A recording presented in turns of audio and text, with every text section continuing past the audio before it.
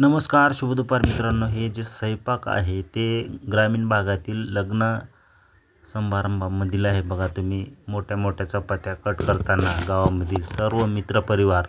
तर तुम्ही बघू शकता, सर्वप्रथम भात दाखवलेला आहे, नंतर मोठ्या मोठ्या चपात्या कट केलेल्या आहेत आणि चपात्या एकदाच 50-60 ठेवून त्याच्यावर एक दादा जोर लावून मोठ्या उलथण्याने कट करीत आहे. तर बघू शकता तुम्ही, कट झाल्यानंतर 4-5 जण तिथे टोपले वगैरे आणि खिस्ती भरून देताना पण बघू शकता तुम्ही. अशा प्रकारे ग्रामीण भागातील लग्न म्हणजे खूप सोयीस्कर असतं मित्रांनो. सोयीस्कर म्हणजे याचा अर्थ असा की जर तुम्ही मंगल कार्यालयात केलं तर बफे सिस्टीम असली तर खूप बेजारी होती. का तर काही जणाला चपाती भेटते तर काही जणाला भेटत नाही.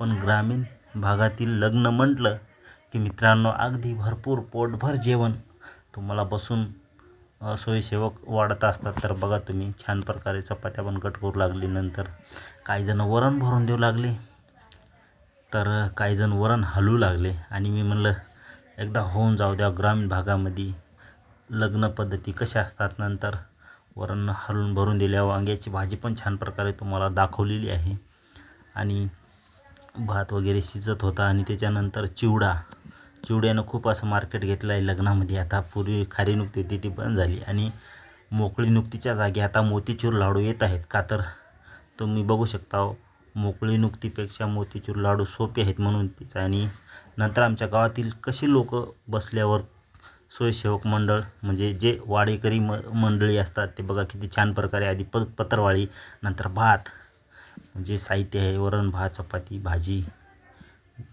लाडू वगैरे चिवडा मीठ पाणी देऊन नंतर असे लाईननं वाढणं झाल्यावर सगळे जेवण करतात. आणि नंतर अशा प्रकारे ग्रामीण भागातील लग्न आहे.